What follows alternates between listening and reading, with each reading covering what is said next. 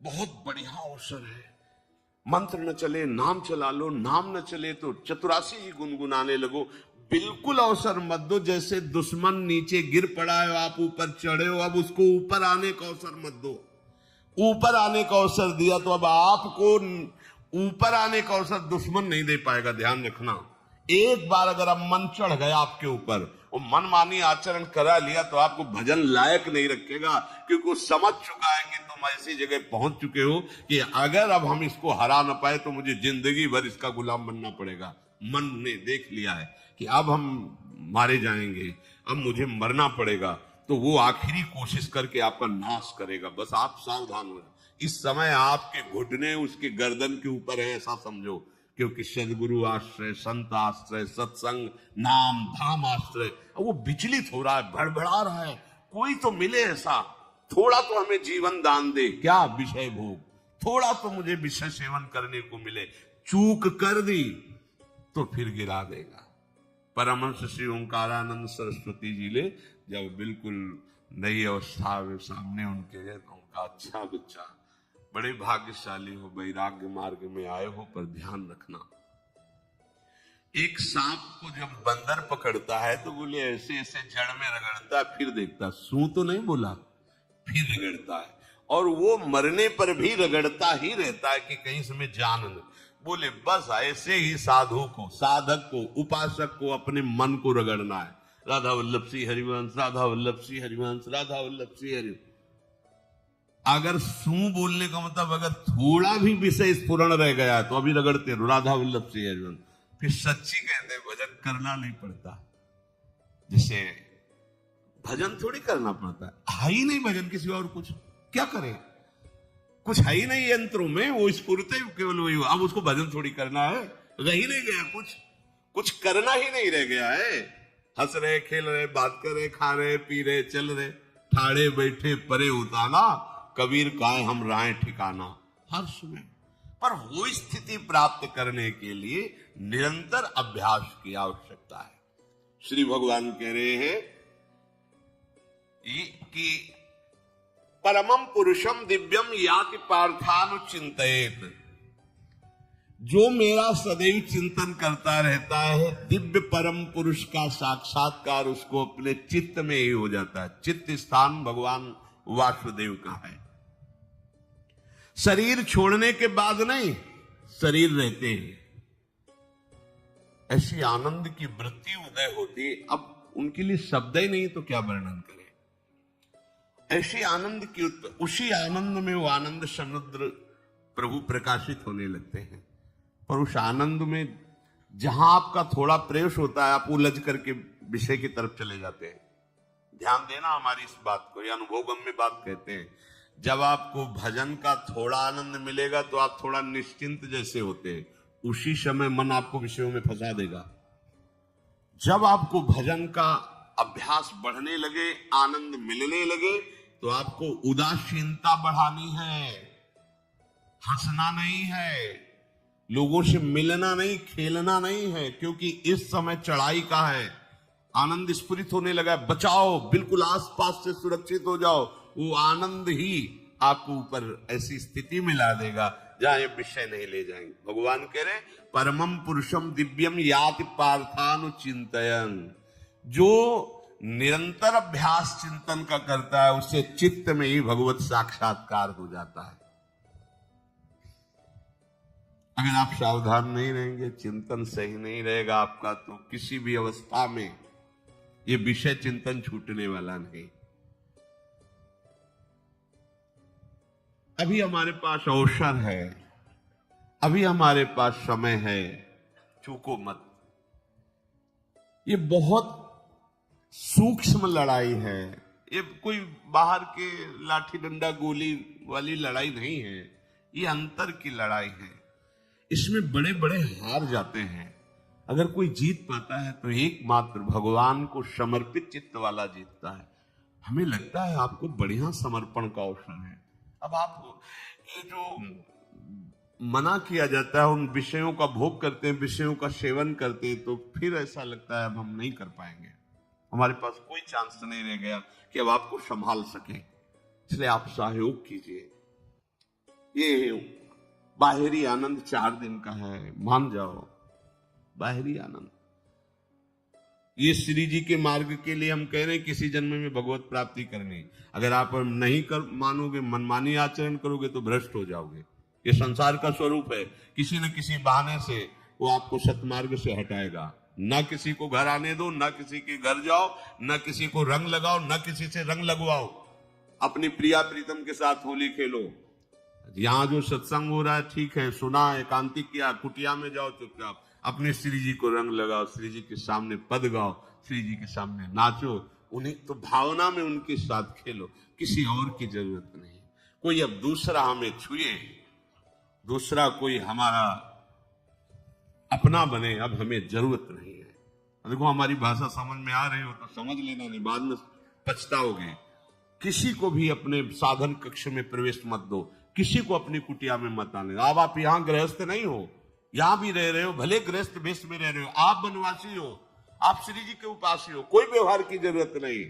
जब ऐसे रहोगे तो श्री जी आएंगे आपसे खेलने। निष्ठा, हृदय में निष्ठा। अब व्यवहार की गुंजाइश नहीं रह गई, हमारे पास समय नहीं व्यवहार का। हमारी बातें मान लो, पर आप लोग मानते रहे हो, इसलिए कोई रंग नहीं चढ़ पा रहा। अरे वो बेचैन है आपके साथ खेलने के लिए, उनकी तरफ जब देखो ना तो बेचैन है, पर उनकी तरफ कोई देखना ही नहीं चाहता। वो तो यही से फुर्सत नहीं मिलती भोगों से खेलने के लिए, संसार के राग में खेलने के लिए। अरे वो तो लालायित है, वो तो खुशी हो रही है कि ये हमारा शरणागत हो गया, अभी हमारी सहचरी बनेगा, हमारी सेवा में आएगा।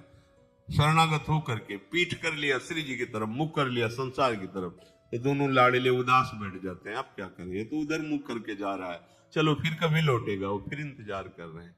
विमुख भये निमिषो न अकृपा जब चित्ते तब। खूब अभ्यास करो नाम जब। कोई होली दिवाली त्योहारी, हमारा सारा त्योहार लाडली लाल से है, इन्हीं के साथ खेलो। देखो तुम्हें बताएं, जो बच्चा बाहर खेलने नहीं जाता तो माता पिता उसके साथ खेलने लगते हैं। कैसे? घुटने के बल चल रहा है तो वो पिता भी घुटने के बल चलेगा उसके साथ साथ। वो तोतली बोलेगा तो वो भी तोतली बोलेगा। देखा है कभी ऐसा? ऐसा कर। तो ये हमारे स्वामी भी जब देखेंगे कि अरे ये तो किसी से राजी नहीं है, केवल हमसे खेलना चाहता है, इनके लाने का एक ही उपाय है, ध्यान रखना, अनन्य व्रत। नहीं चाहिए हमें और। जैसे कल आप सुन रहे थे, पपीहा बन के रहू रे, बस यही चातक व्रत नहीं, हमें नहीं चाहिए। अगर हमारे रंग पड़ेगा तो लाडली लाल का पड़ेगा, हम खेलेंगे तो लाडली लाल के साथ खेलेंगे, नहीं तो अब आजीवन नहीं खेलेंगे, आजीवन नहीं खेलेंगे। अगर हम पाएंगे तो इनकी जूठन पाएंगे, नहीं तो प्राण त्याग देंगे। जिएंगे तो वृंदावन में जिएंगे, नहीं जीवन। ये व्रत चाहिए। काहे को व्रत समय नष्ट कर रहे? धारण करो अनन्य निष्ठा का व्रत। इनको अपनी तरफ आकर्षित करने के लिए अनन्यता ही व्रत है। रसना कटो जो अन रटो, निरखी अन फुटो, नयन श्रवण फुटो जो अन सुनो, श्री राधा जसमैन।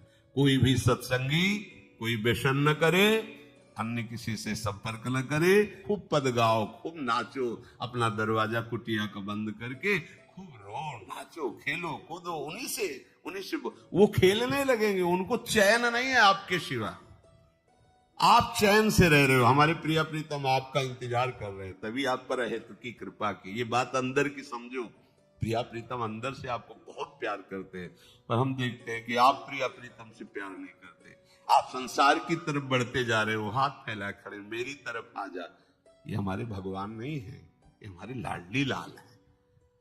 हम इनको भगवान नहीं, ये तो प्रेम के खिलौना दो खेलत है, प्रेम खेल। हमारे रसिकों ने इनको भगवान नहीं माना। अगर कोई संकट आया तो अपने आंचल में छुपा के इनको लेके भागे। ये नहीं सोचा कि अखिल लोक ब्रह्मांडों का ईश्वर, इसको छुपा के भागने की क्या जरूरत है। चाहे बिहारी जी को, चाहे राधा वल्लभ लाल को, जब कभी कोई ऐसा भय आया है तो ऐसा नहीं सोचा कि भगवान रक्षा करेंगे, नहीं, इनकी रक्षा हमें करनी है। इनको छुपा करके, कभी काम वन में राधा वल्लभ लाल को, कभी बिहार वन में से बिहारी जी महाराज, छुपा छुपा के अपने अपने ठाकुरों। तो हमारे लाडले हैं, प्यारे हैं, इन्हीं के साथ खेलना है, इन्हीं में रहना है, अब इन्हीं के पास रहना है, इन्हीं में रहना है। दो बात ध्यान रखो, इन्हीं के पास रहना है, इन्हीं में रहना है। बस अब यही हम नहीं कर पाते, वही जो शुरुआत सत्संग में की थी, सबकी ममता ताक बटोरी मम पद मने। ये भारी बात है, भारी बात है। जितनी जल्दी आप उदास हो जाओ संसार से, उतनी जल्दी मुस्कुराहट आ जाएगी प्रिया प्रीतम के मुख में आपके लिए। आप जब मुस्कुरा रहे हैं उधर, तो वो उदास बैठे कि हमारी तरफ क्यों नहीं देख रहा। अब हमें अपने प्यारे को उदास नहीं करना, प्यारे को मुस्कुराहट से युक्त करना है। क्या हम उदास हो जाए? ताते मौन रहे वो उचित है, जगते भयो फिरे बैरागी, वृंदावन रस में अनुरागी। खूब चिंतन परायण रहो, कोई भी विषय का सेवन ऐसा ना करो जो आपकी बुद्धि भ्रष्ट कर। कोई आपने ऐसा गंदा व्यसन, गंदी बात, गंदी चेष्टा, आप परसों नरसों, फिर आगे क्या? आपका जो साधन मार्ग वो ढक जाएगा, फिर प्रमाद छा जाएगा। हमें किसी भी उत्सव में, किसी भी उत्साह में अपनी प्यारी जो की अनन्यता और सिद्धांत को नहीं छोड़ना, अपने मार्ग में चल। ये अध्यात्म है, अध्यात्म। ये दान पुण्य की बातें नहीं है, ये लोकांतर में भटकने की बातें नहीं है, सीधे भगवत प्राप्ति की बातें हैं। यत करोषि, जो भी तुम करोगे वो तुम्हें अपने आराध्य देव के लिए करना है, आराध्य देव को समर्पित करना है। देहाभिमान अभी कुछ ही समय में गलित हो रहा है, ऐसा आपको अनुभव होने लगेगा। कैसे समझेंगे? देहाभिमान गलित हो रहा है जब आपका अपमान हो और आपको कोई फर्क न पड़े, आपका सम्मान हो, आपको कोई हर्ष नहीं हुआ, बड़ा लाभ हो गया, कोई सुख नहीं हुआ, बड़ी हानि हो गई, कोई दुख नहीं हुआ। शरीर स्वस्थ है, कोई हर्ष का विषय नहीं, शरीर अस्वस्थ है, कोई सुख का विषय नहीं। यह है देहाभिमान गलित होने का स्वरूप। यत करोषि, जो भी हम करें, पापाचरण भी करें तो श्री भगवान को अर्पित कर दे। बोले नहीं, तस्मात् शास्त्रम प्रमाणम ते कार्याकार्यो व्यवस्थित। जो तुम्हें करना है उसमें प्रमाणित कार्य करने हैं, शास्त्र के अनुसार। यत करोषि, अब जो भी करोगे शास्त्र सम्मत करोगे और प्रभु को समर्पित करोगे। देहाभिमान बहुत जल्दी गलित हो जाएगा। यदश्नाशी, अशन भोजन, जो भी पाओगे पहले प्रभु को भोग लगाओगे, देहाभिमान गलित हो जाएगा। मान लो मेरी बात, ये सब 4 दिन के उत्सव, 4 दिन की चांदनी है। शोक समाज पूरा तैयार हो रहा है हमारे ऊपर आक्रमण करने के लिए। तुम्हें क्या पता? शोक का अंधेरा छाने के पहले ही व्यवस्थित जहां पहुंचना है वहां पहुंच जाओ, फिर अंधेरा छा जाएगा, कोई फर्क नहीं पड़ेगा। अभी आप यात्रा ही नहीं प्रारंभ किए हैं और अंधेरा आ गया तो मार्ग ढक जाएगा और जीवन व्यर्थ चला जाएगा। कुछ भी मत खाओ। कैसी धूर्तता हमारी बुद्धि में बैठी है। रसेंद्री की तृप्ति के लिए हम गुरुजनों की आज्ञा को रोंग करके चंद विषयों का सेवन करते हैं। धिक्कार है जीवन को। यदि आज्ञा उल्लंघन करके अमृत भी पीने को मिले तो विष हो जाएगा, ध्यान रखना। इंद्रियों की चाटुकारिता करते हद हो गई। अरे संसारी पुरुष में ऐसा देखे तो चलो, लेकिन जो भगवत मार्ग के पथिक, धिक्कार तुम्हारे जीवन को। प्रियाजू को बिना भोग लगाए अर्पित किए तुम पाने के लिए उत्साहित कैसे हो रहे हो? अकेले रहना और खुद पर काम करना एक बहुत बड़ी ताकत है। इस प्रक्रिया में आप खुद को बेहतर तरीके से समझ सकते हैं, अपनी कमजोरियों पर काम कर सकते हैं और अपने जीवन को नए तरीके से डाल सकते हैं। अकेलेपन की ताकत के कुछ मुख्य बिंदु। 1. आत्मज्ञान प्राप्त करना। जब आप अकेले होते हैं तो आपके पास खुद के साथ समय बिताने का मौका होता है। आप अपने विचारों, भावनाओं और आंतरिक संघर्षों को समझ सकते हैं। ये आत्मज्ञान आपको अपने लक्ष्यों को स्पष्ट करने में मदद करता है। 2. अपनी शक्तियों और कमजोरियों को पहचानना। अकेलेपन में आप अपने गुणों और कमियों पर विचार कर सकते हैं। इससे आपको ये जानने का अवसर मिलता है कि आपको किन क्षेत्रों में सुधार करना है और किन गुणों को और मजबूत करना है।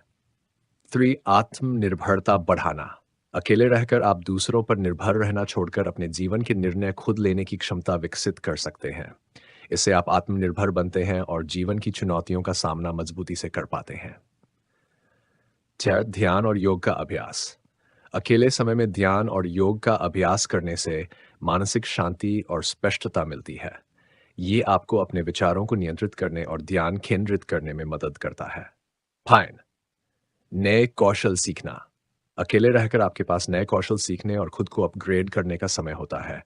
आप नई किताबें पढ़ सकते हैं, कोई नया हुनर सीख सकते हैं या कोई प्रोजेक्ट शुरू कर सकते हैं जो आपको भविष्य में लाभ दे। 6. आत्मसंवाद। और खुद से बात करना और खुद के साथ ईमानदार होना आपको अपनी असलियत से जोड़ता है। ये आत्म संवाद आपको खुद के प्रति दयालु और समझदार बनने में मदद करता है। इसलिए अकेले रहना एक कमजोरी नहीं, बल्कि एक अवसर है। ये आपको खुद पर काम करने, आत्म विकास करने और जीवन में एक सकारात्मक बदलाव लाने का अवसर देता है।